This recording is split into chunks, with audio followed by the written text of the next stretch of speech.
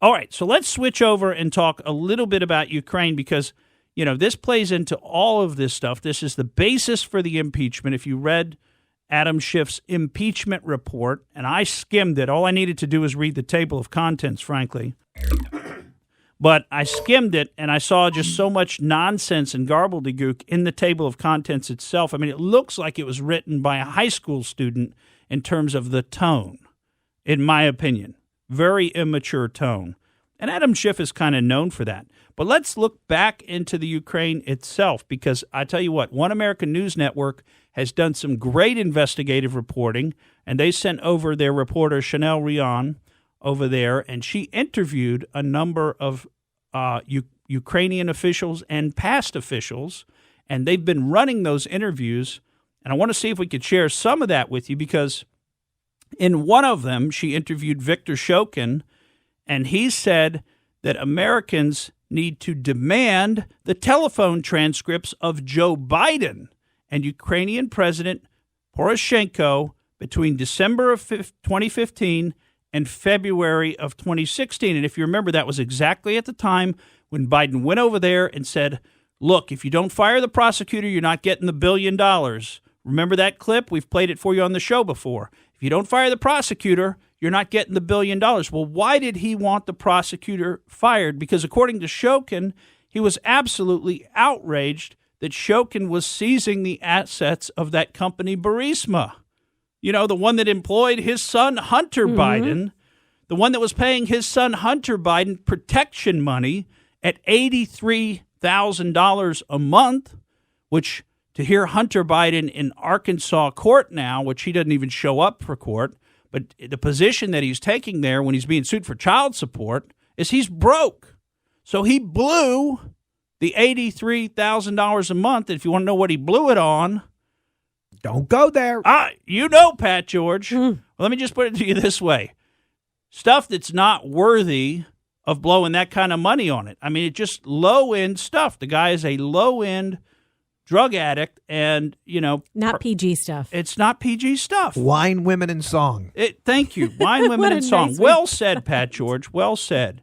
But this guy says he's broke now. I mean, if you or I was able to make $83,000 a month, you think we'd have the good sense to save a little bit of it and put a little something away and so on and so forth. We don't want to spend too much time on Hunter Biden because we could do a whole show on his many vices.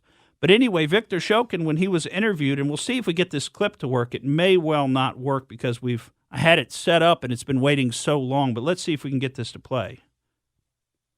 My conversation with Poroshenko on this, Shokin says, was in a phone call. It was after we started seizing Burisma assets in Ukraine when Poroshenko called me and said, listen, this all has to stop already. Joe Biden's temper is overflowing. This seizing of Burisma assets, said Poroshenko, was the last straw. Shokin says Poroshenko then paid him a visit in his office, asking for Shokin's resignation. Shokin responded and asked, why do I have to go? I haven't done anything wrong. I'm doing my job. This is standard procedure. We have reason to freeze Burisma assets. And Poroshenko said, Biden is angry about you freezing Burisma assets. I'll figure something out. We asked Shokin if the Think about that. Think about that. So you talk about inserting yourself into other countries' proceedings. We're talking about high-level corruption. Why do you think Biden was so angry about that? Because the Ukraine was being used as essentially a laundry for U.S. foreign aid. And how was it being used as a laundry? Well, USAID and these big other organizations that distribute billions of dollars of U.S. aid throughout the whole world were dumping money into the Ukraine. And that money was going all different kinds of places. And then some of those places it was going, which may include Burisma, were then hiring people from the U.S. who were connected to the ruling regime, right? Like the son of the vice president, who was President Obama's point man for the entire country. The vice president's son gets hired with no experience in energy, no experience in gas, no experience in the Ukraine. I mean, no qualifications whatsoever for the job. And he gets hired at $83,000 a month, gets paid something like a total of $3 million. What was that money for? That was protection money back to the ruling regime, and that money originated most likely in the United States through our foreign aid largesse that we visit on these countries like Ukraine. And this is one example of which I am certain there are many, many more examples. Think about when the same president, Poroshenko, in December of 2016, he awarded the Order of Freedom to John McCain. We know who else was there? Lindsey Graham. Lindsey Graham got the Order of Prince Yaroslav the Wise. You know who else was at that meeting? Ambassador Marie Yovanovitch.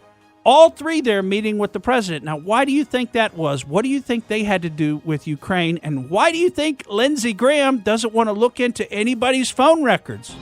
Thank you for listening to the Morgan Streetman Show. We hope you enjoyed what you heard. And if you did, please click like and subscribe to help us out. And remember that we recommend that you exercise your brain at least once a week.